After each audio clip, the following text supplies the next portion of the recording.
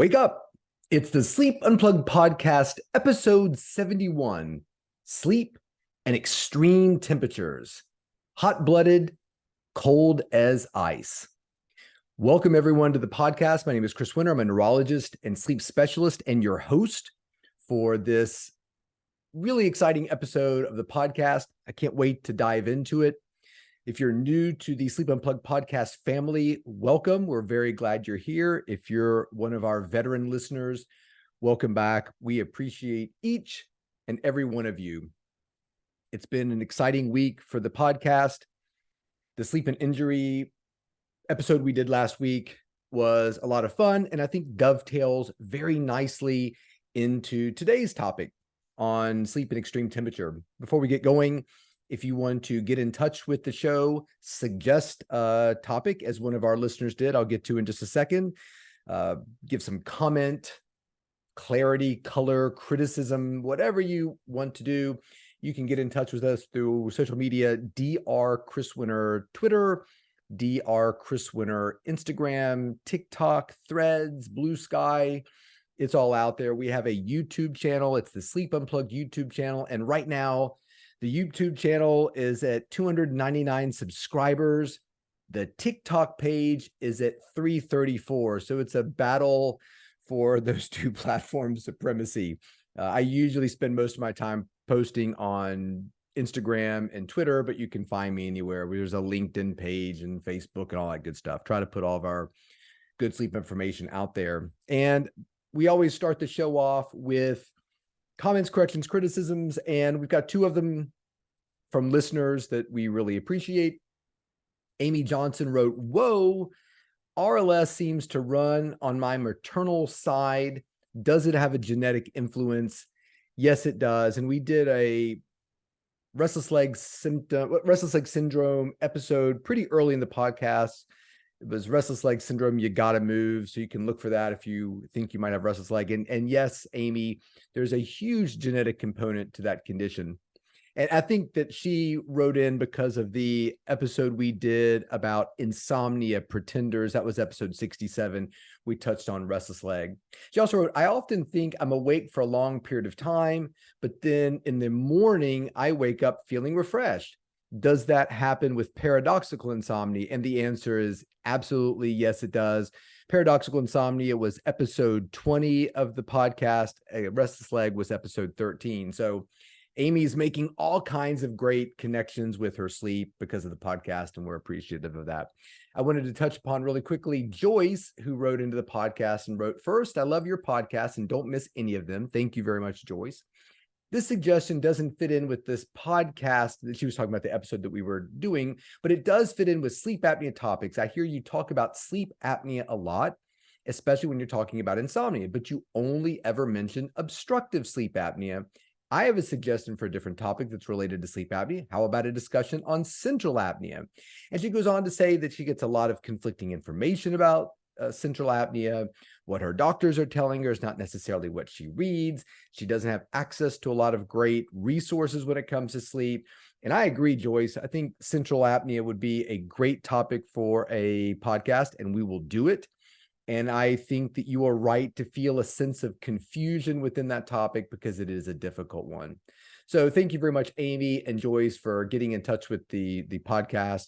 One of them did through Instagram, the other through Sleep Unplugged YouTube page. So we try to look at all that stuff and dig out comments, corrections, and whatnot. If you want to leave a review for the podcast, we certainly appreciate those too. So before we get into the podcast, let's talk about the title of today's podcast, Hot-Blooded, Cold as Ice. And if you're a Foreigner fan, you recognize that we actually put two titles of their songs into the podcast. And I'm a huge Foreigner fan. I'm going to tell you right now, the fact that Foreigner is not in the Rock and Roll Hall of Fame is crazy town. So if you're familiar with Foreigner, Lou Gramm, lead singer, Mick Jones, their guitarist, there's a guy from Ian McDonald, was a sort of a multi-instrumentalist who was a member of King Crimson. So it was this super group. half of them were from the United States, half of them were from London, England. And that's where the name came from. Mick Jones came up with foreigner because he said, no matter where we're playing, over half of us are probably going to be foreigners in the city that we're playing in, which was great. And I've always been a Mick Jones fan. Now, this is Mick Jones of Foreigner, not Mick Jones of The Clash, which a lot of people get confused. Mick Taylor of the Rolling Stones, Brian Jones of the Rolling Stones. A lot of Jones, Taylors, Micks involved in rock and roll back in at that time period, which is a little confusing. And Foreigner was massively successful, released their first 4 albums. All of them were 5 times platinum or more. So Hot Blooded came from their album Double Vision. And as a neurologist, I'm a huge fan of Foreigner because their titles are all about sleep and neurological conditions. We have Double Vision and Head Games and all kinds of good stuff there. So second album, Double Vision, came out in 1978. Hot Blooded peaked at number 3. It's just a sort of a straight ahead, great rock and roll song. And it was interesting when they were interviewed about the song. I think Mick Jones said, or Lou Gramm said, you look out in the audience and you see somebody you want to meet and you're singing the song Hot Blooded. And by the time you get done to your interviews and everything, you're just kind of alone in the city. Everybody goes home and you're just kind of walking around the city alone. And so he always thought there was a great sort of contrast between the song Hot Blooded and what really happens when you're on the road as a rock and roll band. Cold as Ice came off of their debut album, which was called Foreigner. It was released in 1970, went to number 6.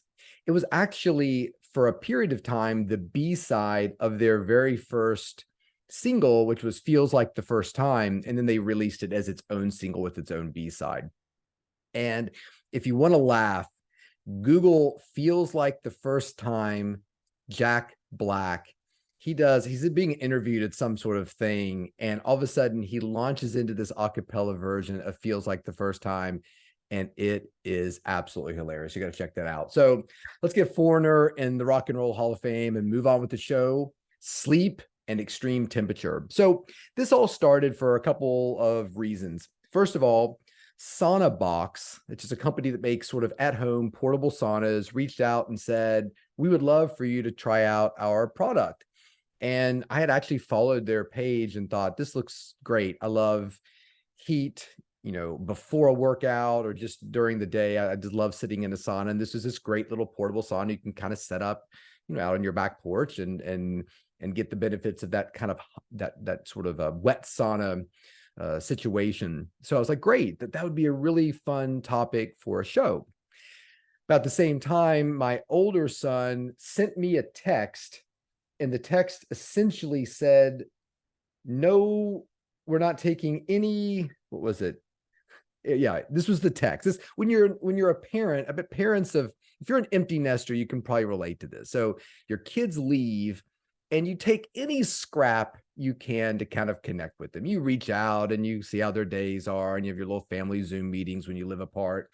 But, we always try to sort of connect with my kids. And so he wrote this text: cold showers only until Thanksgiving if you're not soft.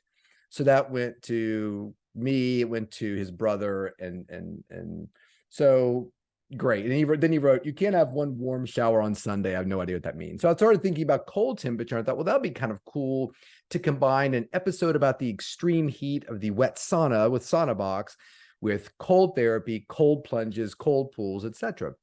So I reached out to several of them, and Lumi said, yeah, we would love to send you one of our cold plunges and you can tell us what you think. And that would be a great episode that you could sort of put together. I do want to highlight one other group just really fast. So as I was putting out these feelers for doing a cold plunge, I got one from Proper Plunge, who makes really beautiful wooden, tubs or whatever. I just kind of sent a message and they wrote back, hey, Chris, thanks for the message. That sounds great. I'll contact you. And then he got back and said, buddy, I'd love to send ye one, but I'm based in Glasgow, Scotland. The cost of getting one ice bath to you would be ridiculous. Probably best looking for one closer to home. So anyway, I wrote and said, I really appreciate you getting back and looking into it, and that we would feature proper plunge on the podcast anyway. So if you're interested in the products I have, Sauna Box, you can find them on Instagram at the Sauna Box. If you're interested in the Lumi plunge, it's at Lumi, LUMI.therapy. So just a disclaimer, I received both of these products for free. I have not communicated really, besides giving a mailing address, much to either one of those companies, except for Sauna Box wrote and said, hey, be careful when you do X, Y, and Z, because it can rip if you're not careful with these parts of the setup. They haven't said, hey, here's some research we did on our product. Here's what we want you to look at. We haven't talked about anything that I'm going to say. So I just want to make sure that you understand that while I got these devices, they're not influencing the information I'm about to tell you. So let's move on, and we'll start with hot therapy or the Sauna Box. So what I want to do is specifically think about these therapies as they relate to sleep. And so we'll differentiate, recovery or immune system functioning. Now, you can't pull those things out completely. So, saying something is or isn't better for sleep doesn't necessarily mean it isn't better for your overall health. And again, not improving sleep and harming sleep are two very different things. And I will say from the onset, I didn't find any information that would suggest sauna therapy or cold plunge therapy hurting sleep, with the caveat potentially of a cold plunge right before you go to bed. And we'll get into that in a little bit. So nothing harmful here, but does it actually help? So I work with a lot of professional sports teams. One of my favorite things when I go out to work with a team, and this is primarily with an NBA team, is you get there, get a little something to eat, meet some of the players and staff, and then there's a practice that lasts a couple hours. And then after the practice, you meet with some more people while they're getting their treatments, and everybody goes home. Well, after practice, it's really interesting to watch which players sort of voluntarily go right to cold therapy. They get their little bathing suits on, and they've got these amazing cold therapy rooms, which I meant to take a picture of when I was out in Oklahoma City. 3 beautiful pools with televisions tuned to sports and fun programming all around. I mean, they're trying to entice players into that situation, because that cold therapy really helps with inflammation after, difficult practices, particularly if you're doing it consistently. And there was a 2021 study called The Prevalence of Use of Various Post-Exercise Recovery Methods After Training Among Elite Endurance Athletes. And the number one was sauna bathing. That was like 96.7%. Number 2, massage, 86.9%.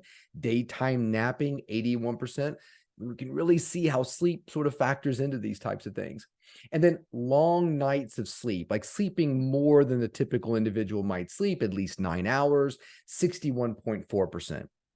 The article went on to say the therapies that seem to have the biggest proven improvement in terms of exercise and recovery, which were cold water immersion and compression garments, were being used 15% for the cold water immersion and 7.8%. So it's really interesting. Are athletes using sauna therapy for health benefits, recovery? Absolutely. They're running towards it. And I think that comfort, the heat, it feels good, is probably a big reason why that's happening. But, staffs of all these teams are having to basically chase players into the pool because not a lot of people gravitate towards that naturally. So there's also a really interesting body of research I came across looking at sauna therapy as a way to promote a longer lifespan, better health, longer lifespan. And it was a pretty big body of evidence. There was and relatively recent. There was a 2018 study by Hunt called "Could Heat Therapy Be an Effective Treatment for Alzheimer's and Parkinson's Disease?" and narrative review. But what they're basically saying is these conditions feature a lot of protein dysregulation. The proteins are not forming and unfolding properly, and could regular exposure to heat help with that process? And there is evidence that says regular exposure to heat is actually helping us to activate certain proteins, these heat shock proteins that we don't typically sort of engage with. And this all kind of goes along with this term called hormesis, which is if you expose yourself to something extreme, or even in some situations dangerous, just a little bit, over and over and over, does it actually promote something that is ultimately healthy? I just watched the show Alone, which I find fascinating. One of the competitors on Alone basically said, and I'm paraphrasing what he said, look, I'm from Mexico. I always drink the tap water. I think it's going to be a strength of mine that I have always gone out and kind of exposed myself to little bits of not such great water. He said, I think my body is just able to deal with it better. So this guy was literally going out to this lake in Labrador, cracking the ice and scooping out some water and just drinking it, not purifying it, not boiling it. And he said it was a real advantage to him. I'm not recommending anybody do that. I'm not making a statement as to how smart that is, but the guy did really well on the show versus other people who just look at the water that hasn't been boiled and they are retching and they're being pulled out by a helicopter. So another study, 2019, meta-inflammation, cardiometabolic disease, and obesity, can heat therapy help? Again, talking more about the protein homeostasis and misregulation. Could regular exposure to heat help with those things? There's a PISY study in 2021, the effect of heat therapy on blood pressure and peripheral vascular function, a systemic review and meta-analysis. And finally, 2021 study, heat therapy, mechanistic underpinnings and application to cardiovascular health. So I think there is reason to believe that heat therapy, sauna therapy could be potentially beneficial to your health. So what is really happening when we're exposing ourselves to acute heat therapy? Well, there have been studies that show that it acutely can create a decreased blood pressure, improve markers of cardiovascular function, such as arterial stiffness, produces a mild state of hyperthermia and an elevated core body temperature, resulting in the redistribution of blood towards the skin to promote sweating. Removal of some metabolic waste products like carbon dioxide and sodium, as well as water, is increased. One thing I don't find a lot of evidence about is sweating out toxins.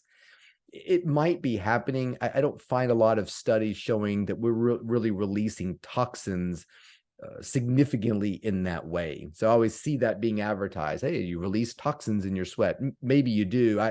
I see a lot of CO2, sodium types of things like that. I don't know what toxins would be released through sweat in any kind of substantial way. And this is what's interesting to me is a rise in ventilation, heart rate, and cardiovascular output commensurate to the body's increased need for oxygen. Moreover, acute sauna bathing for more than 30 minutes has been shown to improve endothelial function via nitric oxide release. And we talked about that in the mouth taping episode, that breathing through your nose versus your mouth facilitates nitric oxide release, which is positive for our cardiovascular health, and a subsequent increase in vasodilation.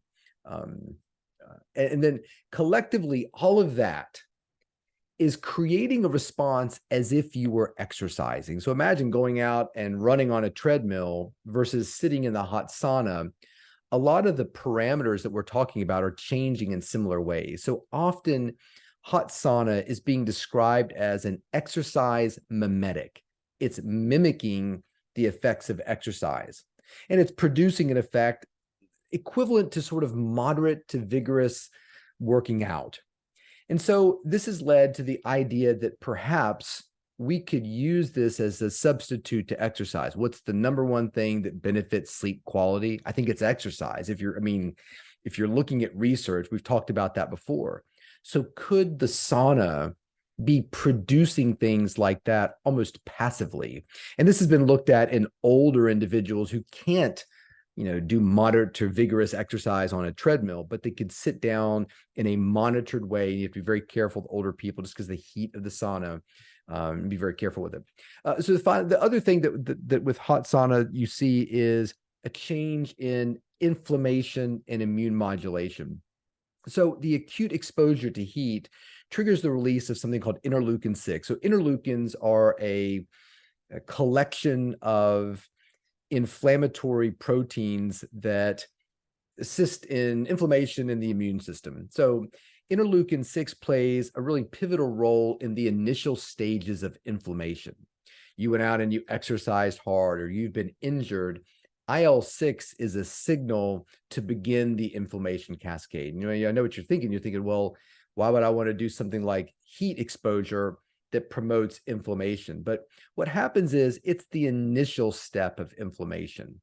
And as time passes, interleukin 6 starts to behave as an anti-inflammatory. So what really happens with that heat exposure is you sort of start the inflammation process, but it starts to kind of curb itself. It starts to sort of limit itself and eventually become anti-inflammatory versus pro-inflammatory. So interleukin 6 is often dampens eventually the inflammation cycle and starts to help release various anti-inflammatory cytokines like interleukin 10, which is extremely important for healing. So now we're starting to look at, okay, the last week's episode on sleep and injury, we can go back in time and talk about the sleep and temperature episode, which was episode 25. Now the extreme temperatures kind of pulling it all together. Can we actually start to facilitate a anti-inflammatory environment and one that is pro-sleep? And so when you think about inducing something like a small degree of hyperthermia, let's say an hour before we go to bed, we hop in the sauna, we're in there for 30 minutes and we get our core body temperature up. Now, as we get out, clean ourselves up, get ready for the evening, turn our lights down, dim our temperature, get our beds ready to go, our body temperature is going to move towards a homeostatic set point. We're a little bit hyperthermic now, so now we're going to drop. So when you go back to episode 25 and look at those temperature curves, we're actually creating a hyperthermic, we're elevating the peak of that curve. And now as we start to cool down, we're creating a slope. So imagine building a skateboard ramp for your kids. They're little and they're into skateboarding. So go out and build a little half pipe. As they get older, they're like, we want something a little bit more intense. So you add on to it and make it even taller. That's kind of what we're doing here is the sauna therapy is creating a higher peak of our body temperature prior to bed. We're still going to get that drop, but now we're going to make it even more severe. And remember, we talked about one of the triggers for sleep is the point of that temperature curve that's the steepest, which is usually happening 10 or 11 o'clock at night, around the time we're going to bed. Can we make it even more steep with passive heating? That's really what the sauna therapy is really geared towards doing. There was a 2017 study, the effects of hyperthermic baths on depression, sleep, and heart rate variability in patients with depressive disorder. So this wasn't a wet sauna, but rather a wet bath that was hot, so a hot tub situation, which is not necessarily equivalent, but I think it's serving the same purpose. And they showed that there was evidence that hot baths improve sleep in elderly patients, patients with depression, and insomnia patients. So again, I want to be specific about the population that they were looking at. Smaller studies have shown sauna use prior to sleep does increase deep sleep. Again, is it working through that sort of temperature, exercise, mimetic? And I think that when we think about saunas and step outside of what's happening with temperature curves and things of that nature, what else could they be doing to support sleep? I think the first is it's a Zeitgeber, right? It's a strong one. If every night, 2 hours before you have dinner, you clean up the kitchen, you get ready for your shower. Before you shower, you head out to your sauna and sit in there for 30 minutes, get out, shower off, get ready for bed. I think that becomes a very strong Zeitgeber for sleep. And we talked about in our circadian rhythm episodes, that was episode 14. So creating that rhythm of the sauna before you go to bed every night. I know a lot of people with restless leg do the hot bath before they go to bed. Heat often helps with restless leg therapy. I don't have a lot of evidence. I looked for, could sauna therapy help with restless leg? I bet it can, but I'm going to throw a disclaimer in there. That's my opinion. I don't have any solid evidence about that. But when you talk to people with restless leg, heating up is a big positive when it comes to their RLS. It is mine too. I can't tell you what the sauna therapy does to RLS, but we're going to do some experiments this weekend with the sauna box and the cold plunge, and I will let you know. I think it calms people. I mean, every time I go into a sauna or a hot tub or something of that nature, when I get out, I feel pretty loosey-goosey. Like I'm pretty relaxed and calm. And I just find it to be a very positive, nice experience to sit through. And that calming, relaxing sort of situation, serving as a time cue and creating a steeper temperature drop. I'm sold. I think the sauna box, hot therapy, hot tub, whatever you're using, I think is probably a positive. If you don't want to invest in the sauna box, which is not terribly expensive, I feel like it's like $238 or something of that nature. We talk about hot baths and hot showers all the time. I think that could be really helpful as well too. So we'll be trying out the sauna box. Check out the Instagram feed this week for my experience with it. Looking forward to seeing how that works out. So let's move on to cold therapy. And there have been studies of cold plunge and cold water therapy, CWT, I always call it CWT, cold water therapy. There's lots of it out there if you're dealing with things related to inflammation, arthritis, you're a vigorous exercise, you're getting a little older, joints are sore. I'm sold on cold water therapy in terms of a recovery tool. And I'm sure that if you asked every strength and conditioning coach and athletic trainer with any sports organization, I think that anybody saying that they didn't believe in cold water therapy would very much be in the minority. And if you don't believe me, start looking around for a cold plunge tank. There are a million of them. There's so many. I had no idea where to start. And I was really appreciative for Looney for sending me one out because they make a very affordable cold plunge. Again, I don't know how I'm going to respond to this. I'm sort of a cold water wimp. It's kind of a joke among my family. So I'm not really wanting to throw down thousands and thousands of dollars for a tub that I'm not sure how I'm going to respond to. But I think in general, people who are in the know would say cold water therapy is great. Now, for sleep, that's where we're sort of trying to figure out where we land here. So there was a study, 2018, sleep quantity and quality during consecutive day heat training with the inclusion of cold water immersion recovery. So basically it was 30 men and they were sort of put into three groups over a 5-day period. You're doing a 90-minute cycle, then 15 minutes of sort of passive cooling down. There was a 90-minute cycle followed by 15 minutes of cold water therapy. And then there was sort of a hybrid group. And basically what they showed was they couldn't really see any changes in terms of sleep when it came to the cold water group. There's another 2015 study that basically was called, it was in sports medicine, sleep hygiene and recovery strategies in elite soccer players. This was cold water therapy was part of that as well too.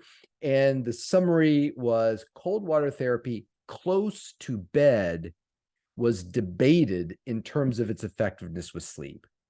And I really couldn't find a lot of studies or any studies that said, yes, cold water therapy right before you go to bed is going to improve sleep parameters. However, there was a 2019 study by La Stella that reported a shorter sleep onset latency, so falling asleep faster, among individuals who used cold water immersion compared with a placebo condition in elite cyclists during a simulated uphill climbing tour. However, and this is important, is the cold water immersion was performed early in the day, around 1 o'clock to 2 o'clock, and sleep was monitored using wristwatch actigraphy, which we've still not done our sleep and technology episode, but actigraphy is probably not the best way to sort of assess sleep architecture. However, this study was basically saying, look, we see some signals that it's a little bit better. So even if actigraphy isn't the gold standard, it was being used in all the groups. And they were saying, look, we see within this actigraphy that the individuals using cold water therapy earlier in the day seem to be falling asleep a little bit faster. And now we sort of get into, okay, let's think about that cold, we're going to think about the sauna therapy as building up the sides of the ramp. So we get a steeper drop. I think using cold water therapy earlier in the day is sort of the opposite. We're digging out the middle of the half pipe and making that a little bit steeper. So when you look at temperature max, it's usually around 3, 4 o'clock in the afternoon. That's when it's rising. We're rising, we're rising, we're rising. We hit 3, 4 o'clock in the afternoon. We plateau for a little while. Then we start to drop. And by 11 o'clock, the drop is very steep. So it makes a lot of sense to me, both from a sleep perspective and an athletic perspective, to do the cold water therapy earlier in the day, probably right after you exercise, just like our NBA players. So now you get that hypothermia, right? But we're doing it at a time where we get out of the cold therapy and we live the rest of our day on the upswing. So we hop out, our bodies are cold inside. We've been sitting in an ice tank for 30 minutes. And as our body starts to warm up, we're starting from a lower temperature, warming up to the high, which we're increasing with our sauna therapy, and then the low. So I think of it all as a big sine wave. You know, studied sine, cosine, tangent, just think about that wave, up and down, up and down. And what we're doing with extreme temperature is making the up higher and the low lower. So then the question becomes, does that separation improve sleep? And that's everything with sleep hygiene, isn't it? We talk about lowering temperature at night, but wanting to exercise during the day. We talk about dark at night, but bright during the day. What we're trying to do with sleep is increase the difference between these two things, whatever they are. I want lots and lots of light during the day, zero light at night. I want a big delta between those two states. Same thing with exercise. Big exercise when you want to be awake. I do not want you exercising vigorously 15 minutes before you go to bed. Lots of social interaction during the day, not so much at night. Lots of light and entertainment and TV and your cell phone during the day, none when you go to bed at night. So that's really what's happening, I think, with extreme temperature. And there was a great study that just came out 2021 called The Effect of the Depth of Cold Water Immersion on Sleep Architecture and Recovery Among Well-Trained Male Endurance Runners. There were 12 people in the study, so you can take it for what it's worth. But what they showed was the individuals who immersed themselves in the cold water therapy versus individuals who only put a smaller part of their body in the cold water therapy showed improved sleep. So slow wave sleep proportion was higher during the first 180 minutes of sleep, which is usually when deep sleep is happening, in the individuals who had the whole body immersion versus people who were partially immersed. So what that means is during this week of experimentation with my sauna and my cold tub, I've got to go all the way in. I can't just stick my legs up to my knees and do it. And we got to be there for a while. So we talked about what are some other things that could be going on besides directly affecting sleep with cold therapy, like we did with hot therapy. I think the first one and the big one is pain. I talk to people who use a lot of cold therapy, and within a very short period of time, their bodies just feel better. Especially if you're getting a little bit older and you're still working out. I'm trying to keep up with 2 young sons, and my body is not the way it was when I was in my 20s. I think cold therapy can really be something to help with inflammation, recovery. And I think that alone could make somebody sleep better. If your hips and shoulders and joints feel better, you're going to sleep better. Reducing inflammation, we know, has a direct link to improving sleep quality. And I think just like the sauna might improve things through that process of hormesis, I think regular exposure to cold therapy does as well too. So if you're interested, the experiment begins now. We're going to drop this podcast on Sunday and throughout the week. I'm getting my cold tub set up. I'm getting the sauna box set up. And we're going to try some things out and take a look and see how things relate to our sleep. If you have experience with saunas and cold therapy, cold plunges, you're the Wim Hof expert, let us know what you think about it, what your own experiences were with cold therapy and sauna therapy, how it affects your sleep specifically. We really want to hear from you. Want to give another final thanks to Sauna Box. Again, you can find them social media at the Sauna Box, and Lumi for the cold tank. It's at Lumi, LUMI .therapy, THERAPY.